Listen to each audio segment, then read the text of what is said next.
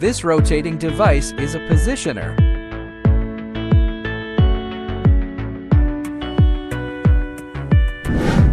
This video shows an L-type positioner, which can withstand impellers weighing from 0.1 tons to 2 tons. The machine is identifying the weld seams that need to be welded.